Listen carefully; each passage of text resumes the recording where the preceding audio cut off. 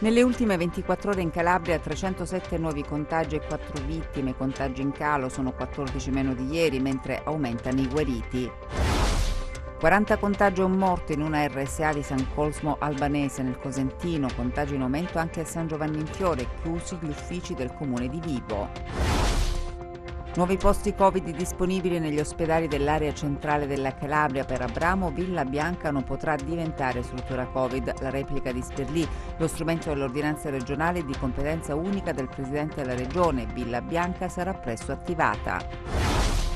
Proteste del sindaco di Trebisacce Franco Mundo che si oppone al tentativo di spoliazione in atto nell'ospedale di Trebisacce. Entrerà in funzione giovedì l'ospedale da campo allestito a Cosenza, attrezzato e pronto a rispondere ad una eventuale evenienza. Il TAR boccia l'ordinanza di Sperlì ma non può nulla ove i sindaci abbiano emesso un'ordinanza di chiusura delle scuole.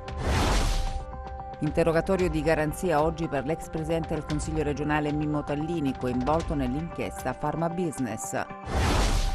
La Giunta regionale si riunisce a Crotone per testimoniare la vicinanza alla popolazione crotonese per i danni subiti a causa del maltempo.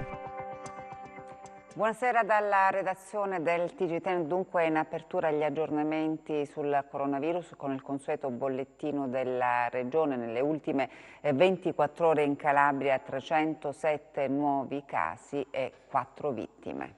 In Calabria diminuiscono i contagi e aumentano i guariti. Nelle ultime 24 ore sono 307 i nuovi casi su 3.208 tamponi, 4 le vittime in un giorno, 1 a Cosenza, 2 a Catanzaro e 4 a Reggio.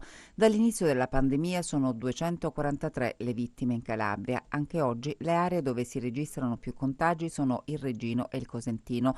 Nel dettaglio i casi confermati sono così suddivisi: Cosenza 129, Catanzaro 36, 1 a Crotone, Vibo Valencia 6, Reggio Calabria 135. Diminuiscono i ricoveri, in reparto sono 429, mentre i degenti in terapia intensiva oggi sono 42. 40 contagiati e un morto in una RSA nel Cosentino. Sale il numero dei casi a San Giovanni in Fiore che sfiorano i 400, chiusi gli uffici del comune di Vibo. Il giorno più nero per la Calabria in termini di vittime per Covid-19. Da un calcolo attento dei dati riportati nel bollettino del 23 novembre, comparati con quelli pubblicati nella giornata precedente, si scopre che sono stati 26 i decessi avvenuti nelle 5 province nelle ultime 24 ore. 3 a Cosenza, 7 a Catanzaro, 9 a Crotone dove si passa da 6 a 15, 3 a Vibo Valencia e 4 a Reggio Calabria. Situazione critica in una RSA di San Cosmo Albanese. Una settimana fa era stato riscontrato il contagio di un dipendente. Lo screening effettuato nei giorni scorsi ha svelato l'esistenza di un grande focolaio. 41 i soggetti contagiati tra operatori e ospiti, 35 i tamponi molecolari risultati positivi e 6 da test rapidi. Si registra purtroppo già un decesso, mentre un'altra persona, riferisce l'amministrazione comunale, è stata ricoverata. A San Giovanni in Fiore, 159 i soggetti positivi riscontrati con tampone molecolare effettuato dall'ASP, 313 sono emersi attraverso l'esecuzione di tampone rapido, 18 i soggetti guariti. Chiusi gli uffici del comune di Vibo Valencia, attività di sanificazione disposta dal sindaco Maria Limardo dopo che è stata accertata la presenza di un dipendente positivo. Intanto, gran lavoro per la centrale operativa del 118 di Cosenza, una ventina le chiamate ricevute dagli operatori nella mattinata, riconducibili a casi Covid o presunti tali. Sapete quanti interventi ci sono stati legati al Covid oggi? Una ventina? Una ventina fra Covid conclamati e sospetti, chiaramente. Sì. L'intervista telefonica viene condotta sempre tenendo presente la ricerca di questi sintomi che possono indicarci un sospetto Covid. Nuovi posti Covid disponibili negli ospedali dell'area centrale della Calabria. Per il sindaco Abramo, Villa Bianca non potrà diventare una struttura Covid. La replica di Sperlì che dice lo strumento dell'ordinanza regionale di competenza unica del Presidente della Regione. Villa Bianca sarà presto attivata. Saranno 223 i posti Covid disponibili nell'area centrale della Calabria, di cui 86 in subintensiva e 39 in intensiva. È quanto emerso dalla riunione delle ASP di Catanzaro, Vibo e Crotone per affrontare l'emergenza coronavirus sul territorio. Nel dettaglio, il sindaco di Catanzaro, nel corso della conferenza stampa questa mattina, ha fatto sapere che Vibo ha dato disponibilità di 36 posti Covid, Tropea di 22, Crotone di 43, che vanno ad aggiungersi ai posti già disponibili nella città capoluogo. Nella cabina di regia che gestirà, dove il 118 potrà trasferire i malati, non è compresa Villa Bianca. Villa Bianca ci vorrà del tempo per fare i lavori e quindi non potevamo aspettare Villa Bianca. Anche se c'è sempre quel famoso progetto della Cassa della Salute che potremmo realizzare a Villa Bianca, che sarebbe utilissimo per il pugliese. Stiamo cercando di utilizzare invece tutti i posti nei vari ospedali che ci sono dell'area centrale della Calabria. A Catanzaro, fa sapere infine il sindaco, entreranno in servizio gli infermieri nelle scuole. Il giorno 30 riapriremo le scuole, la cosa principale è che abbiamo distribuito questi 21 infermieri che hanno aderito, diciamo, alla chiamata da parte dell'ASP, verranno distribuiti sul sistema scolastico e proprio pochi minuti fa ho chiesto alla Protezione Civile di dare questi 10.000 tamponi che hanno questi tamponi veloci, perché comunque ci aiutano a fare uno screening nel sistema scolastico attraverso questi infermieri. Non si è fatta attendere alla replica di Nino Spirlì, presidente facente funzione della Regione, il quale sottolinea: vorrei ricordare a tutti, amministratori locali compresi, che lo strumento è l'ordinanza regionale di competenza unica del presidente della Regione. Anticipare provvedimenti o creare aspettative che non hanno corrispondenza con atti ufficiali in un momento di grave emergenza come questo arreca danno e reca un'inutile confusione che non serve a nessuno. Io rispetto le istituzioni, prosegue Spirlì, e allo stesso tempo chiedo che siano rispettate. Per quanto riguarda poi il centro Covid da allestire a Catanzaro, sottolinea: i lavori di adeguamento e ripristino di Villa Bianca sono seguiti quotidianamente da me attraverso la Protezione Civile regionale. Il sito sarà dunque attivato al più presto. E presto entrerà in funzione l'ospedale da campo allestito a Cosenza. Vediamo.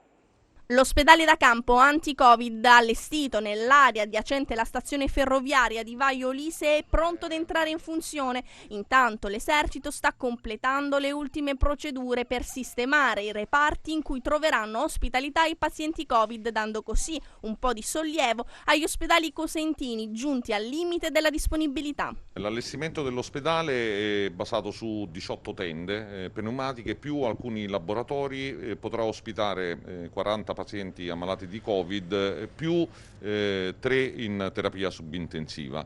In questo momento ci troviamo proprio nello shelter che potrà accogliere i 3 pazienti in subintensiva. Sarete pronti ad attivare i reparti Covid e ad accogliere i pazienti tra quanto? La struttura ospedaliera, per quella di competenza della Forza Armata, dell'Esercito, potrebbe essere pronta già da giovedì in giornata.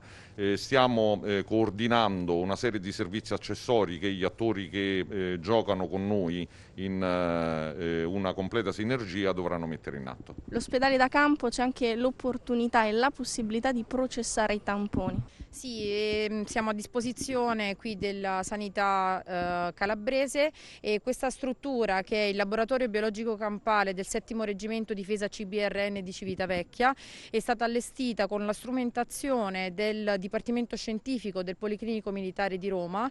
Lavoreremo all'interno noi due, tecnico sanitario di laboratorio biomedico e operatore, e riusciremo ad analizzare circa 160 tamponi al giorno. Di fatto l'ospedale da campo fungerà da distaccamento all'Annunziata e svolgerà un lavoro come se fosse un vero e proprio reparto ospedaliero. Sarà in grado di accogliere pazienti di media intensità. Opererà all'interno dello stesso ospedale da campo personale militare, i medici, infermieri, operatori sociosanitari militari, ed è stato chiesto un eventuale concorso in caso di bisogno anche all'azienda ospedaliera per contribuire a rendere più agevole la permanenza dei pazienti Covid. Gli ambienti all'interno dello ospedali da campo sono accoglienti, riscaldati e ben attrezzati, di tecnologie all'avanguardia, quindi non stiamo parlando di una tendopoli o di un accampamento, ma di un vero e proprio reparto ospedaliero che ha tutta la dignità di essere un reparto pronto a fronteggiare l'emergenza Covid.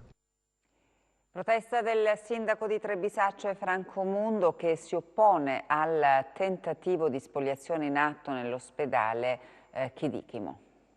Il sindaco Mundo non ci sta a quello che definisce un ulteriore depauperamento dell'ospedale di Trebisacce e così blocca il prelievo di letti dal Chidichimo, prelievo finalizzato al trasferimento dei letti in un'altra struttura. A me non interessa se le ho mandato la protezione civile o là. Il problema fondamentale è che queste regine usi nella nostra divisione di lungo dei Gesù non può essere che ora vengono prelevati per portarli in altri luoghi. Se noi non siamo capaci di comprare gli giletti, no, penso che dobbiamo chiudere tutti gli uffici e tutte le strutture e tutti gli organi. Questo è il punto fondamentale. Ma non c'è solo il Covid a preoccupare in questo periodo di difficoltà, perché ci sono anche i malati come quelli dializzati che necessitano di cure. Così, visto che l'unità operativa di nefrologia, dialisi e trapianti ha concesso alcuni spazi alla terapia intensiva per il coronavirus, medici e infermieri hanno aggiunto un ulteriore turno a 2 pomeridiani per non sacrificare proprio le terapie dei pazienti. Gli infermieri e i medici dell'unità operativa di nefrologia, dialisi e trapianti dell'ospedale di Cosenza hanno rinunciato agli spazi di una seconda dialisi perché i locali sono stati destinati all'emergenza coronavirus e alla terapia intensiva. I medici impegnati con la dialisi hanno deciso di aggiungere un ulteriore turno in notturna di circa 8 persone, i più giovani, per permettere la terapia che terminerà quindi alle 23. Quando si è trattato di cedere questi locali abbiamo tutti assunto questo impegno, sicuramente con grossissimi sacrifici personali, specialmente il personale infermieristico. E purtroppo, ripeto, non è solo per 8 pazienti, sono ogni sera 8 o 9 pazienti scelti sicuramente tra pazienti magari un po' più autonomi, ma non tutti sono così. E questo glielo dico perché presume un grosso sforzo organizzativo. Infatti vanno ringraziati i medici, vanno ringraziati gli infermieri, ma vanno ringraziati anche i pazienti, le loro famiglie, nonché coloro che li trasportano, le associazioni di volontariato.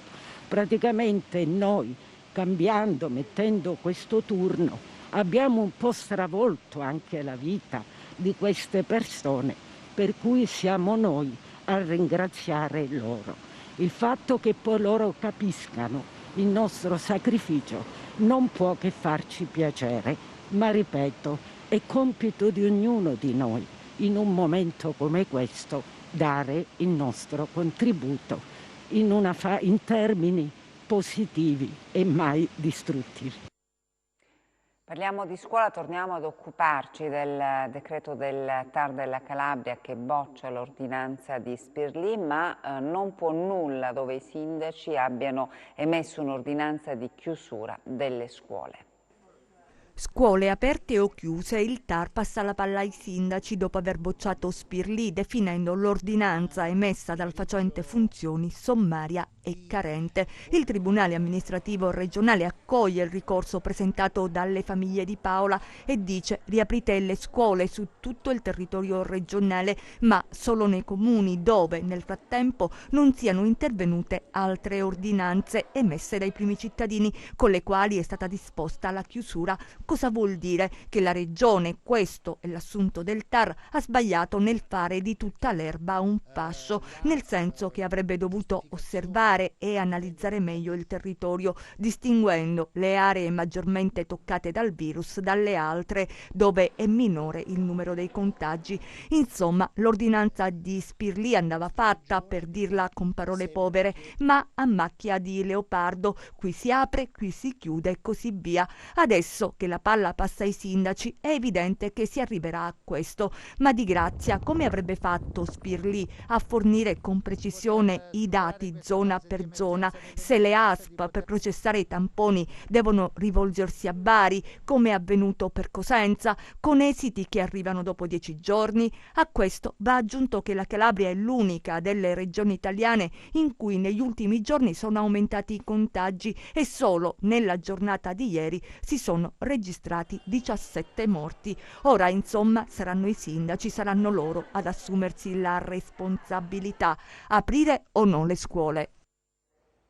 È durato 4 ore l'interrogatorio davanti al GIP per Mimmo Tallini, coinvolto nell'inchiesta Pharma Business. L'ex presidente del Consiglio regionale della Calabria ha respinto ogni accusa. Ecco l'arrivo dell'ex presidente del Consiglio regionale Mimmo Tallini al Tribunale di Catanzaro per l'interrogatorio di garanzia. Accompagnato dal suo legale, l'avvocato Enzo Ioppoli, ha fatto ingresso nel Palazzo di Giustizia. L'interrogatorio è iniziato alle 15 e si è concluso alle 19. L'ex presidente del Consiglio regionale della Calabria, lo ricordiamo, è finito agli arresti domiciliari nell'ambito dell'inchiesta Pharma Business condotta dalla Procura distrettuale antimafia di Catanzaro, guidata da Nicola Gratteri. Secondo le accuse, l'ex consigliere regionale, pur non facendone organicamente parte, avrebbe concorso nella partecipazione all'associazione di 'ndrangheta dei Grande Aracri di Cutro. Tallini, nel corso del lungo interrogatorio, ha risposto a tutte le domande del GIP, del PM e dell'avvocato, respingendo ogni accusa. La criminalità organizzata è la principale causa dei problemi di questa martoriata terra di Calabria. Queste le parole di Tallini davanti ai magistrati, frasi riferite ai giornalisti dall'avvocato Ioppoli al termine dell'interrogatorio. Emergenza alluvione, la giunta regionale a Crotone, ristori e risarcimenti. Noi ci siamo, l'esecutiva ha incontrato questa mattina i rappresentanti dei territori più colpiti. Solo ieri l'approvazione da parte della Giunta regionale della delibera con la quale si chiede al governo nazionale lo stato di emergenza per i territori della fascia ionica colpiti dagli ultimi eventi meteorologici. Stamattina la riunione di Giunta al Palazzo Comunale di Crotone alla presenza dei consiglieri regionali. Insieme all'amministrazione comunale, provinciale, sia di Crotone che di Cosenza staremo vicino alle popolazioni, alle aziende, alle imprese che hanno subito dei grossi danni. I tempi saranno quelli che dettano chiaramente come dire, le procedure, però noi le abbiamo messe subito in atto proprio per evitare quelle lungaggini che in passato hanno offeso doppiamente tutte le persone che sono state colpite dalle calamità. Fondi per famiglie e aziende colpite da questo evento straordinario che si somma alla già precaria situazione dovuta al Covid. La richiesta ovviamente di fare velocemente, che questo è un anno terribile, che prima passa e meglio è, insomma. Chi poteva immaginare di ritrovarci il Covid e tutte queste emergenze si stanno accumulando e siamo qui, diciamo, è ovvio un fatto di solidarietà, la presenza di tutta la Giunta, ma anche un fatto di capire noi che cosa rispetto a quello che abbiamo già fatto come strumenti di aiuto riguardavano il Covid possiamo fare in questo momento straordinario. La Giunta oggi ha preso atto delle misure necessarie per consentire una rapida risoluzione dell'emergenza. Ho visitato stamattina alcune aziende che hanno avuto ingenti danni, sia nel settore dei finocchi, sia nel settore del grano, sia qualche azienda ovicola. Hanno avuto ingentissimi danni ma sono ripartiti perché l'agricoltura non può fermarsi. Ed è chiaro che oggi bisogna intervenire anche per ristorare questi danni, per cui stiamo per mandare i sopralluoghi per verificare i danni. Proseguiamo con la cronaca, nuovo colpo degli inquirenti al clan Pesce. 2 società operanti nel settore costruzioni di edifici e smaltimento rifiuti solidi non pericolosi, 8 immobili e diversi terreni agricoli, 10 tra macchine operatrici semoventi, un rimorchio e un semirimorchio, diversi autocarri e un'autovettura e rapporti finanziari e aziendali sono fra i beni sequestrati per circa 2 milioni di euro dalla Direzione Investigativa Antimafia di Reggio Calabria sotto la supervisione del procuratore Giovanni Bombardieri in esecuzione di un provvedimento provvedimento nei confronti di Vincenzo Pesce, di 67 anni, di Rosarno, esponente di spicco dell'omonima cosca egemone, insieme a quella dei Bellocco a Rosarno. Pesce, condannato per 2 volte per associazione a delinquere semplice e mafiosa per fatti commessi negli anni 80 e 89, nel giugno 2014 è stato invece coinvolto nell'operazione denominata 'Ndrangheta Banking, che aveva portato alla scoperta di un sistema creditizio parallelo attraverso cui le cosche erogavano prestiti a tassi usurai a imprenditori calabresi e lombardi in difficoltà. Dagli accertamenti della DIE è emersa per Pesce la disponibilità di 2 aziende intestate a prestanome, oltre ad un'evidente sproporzione fra i redditi dichiarati rispetto agli investimenti effettuati nel tempo. E adesso il calcio con il Cosenza che è partito questo pomeriggio alla Volta di Parma, dove sarà impegnato nel turno di Coppa Italia. Sognando la sfida con la Lazio, la squadra di Occhiuzzi è partita alla Volta di Parma. Eccoli mentre salgono sul charter all'aeroporto Lametino. La gara in programma domani pomeriggio è un traguardo storico per i lupi, che si giocheranno la possibilità di superare il miglior posizionamento conquistato nel lontano 98-99, quando giocarono la doppia sfida proprio con i biancocelesti. Per noi l'obiettivo è quello di confermare ciò che facciamo durante la settimana. La Coppa Italia ti dà l'opportunità di comunque dare spazio a tutta la rosa, perché è una rosa ampia, quindi di questo ne sono felice, pure per vedere qualche ragazzo che sta soffrendo nell'allenarsi e magari non potersi esprimere durante le partite del fine settimana, del campionato, quindi serve a questo. Ovviamente è uno stimolo importante andare a giocare contro una squadra di Serie A come il Parma. Per noi è qualcosa di importante, è un qualcosa di bello che abbiamo regalato comunque soprattutto sia alla società e sia alla tifoseria. I lupi sono reduci dalla prima vittoria stagionale a Frosinone e questa gara del Tardini potrebbe dare continuità nei risultati prima della sfida di domenica con la Salernitana. Però per me non è un turnover questo, per me è proprio un metterli nelle condizioni di potersi esprimere, perché non è bello allenarsi e non avere spazio, e li vedo che sono ragazzi che hanno tanto fuoco dentro, e quindi sono curioso di vederli in campo, e sicuramente sarò domani al loro fianco più degli altri, perché chi gioca di meno magari ha bisogno un po' di più di un supporto psicologico in questo momento. Sarà una sfida dove affrontare una squadra e devi metterci sicuramente qualcosa in più per poter cercare di fare la prestazione. Quindi domani l'attenzione, la concentrazione dovrà essere ancora più alta, anche se dobbiamo tenerla sempre alta, dobbiamo tenere sempre alta la cattiveria, ovviamente agonistica, e quindi domani per noi è anche un termometro importante. Vediamo come ha chiuso oggi la borsa.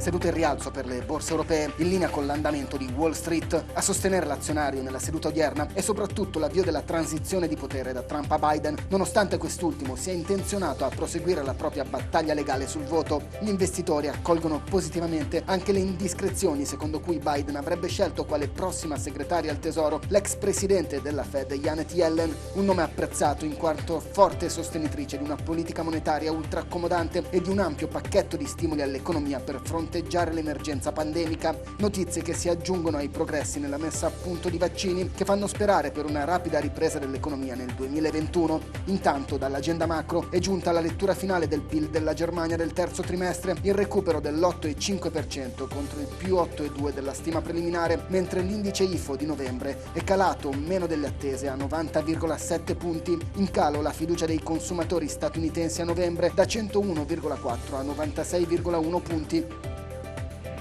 Così il FTSE MIB di Milano avanza del 2%, bene anche l'Ibex 35 di Madrid a più 1,9%, il FTSE 100 di Londra a più 1,6%, il CAC 40 di Parigi a più 1,2% e il DAX di Francoforte a più 1,3%. Oltreoceano avanzano il Dow Jones e l'S&P 500 a più 1,5% e il Nasdaq a più 1%.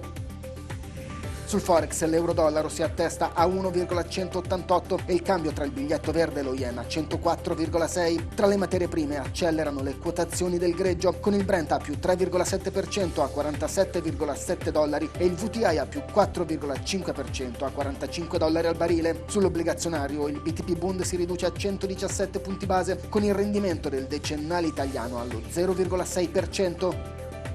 Tornando a Piazza Affari, corrono Saipem a più 8,5% e Tenaris a più 6,3% in scia al rally del petrolio. Tra le migliori anche Enel a più 4,2% dopo la presentazione del nuovo piano strategico 2021-2023. In coda al FTSE MIB troviamo invece Diasorin a meno 4,8% e Amplifon a meno 4,1%. Grazie e buon proseguimento di serata da Market Insight. Il tempo previsto per le prossime ore in Calabria.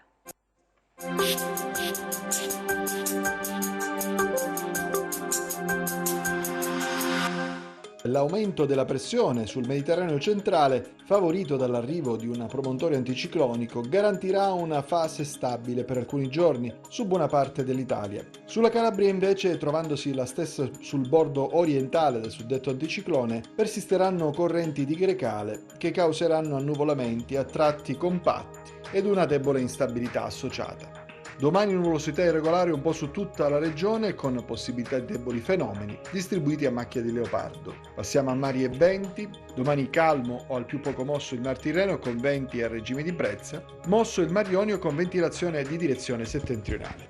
Per essere sempre aggiornati sull'evoluzione delle condizioni meteo, vi rimando oltre al nostro sito www.meteoincalabria.com anche alla nostra pagina Facebook Meteo in Calabria. Ed è davvero tutto, grazie come sempre per l'attenzione e buona serata.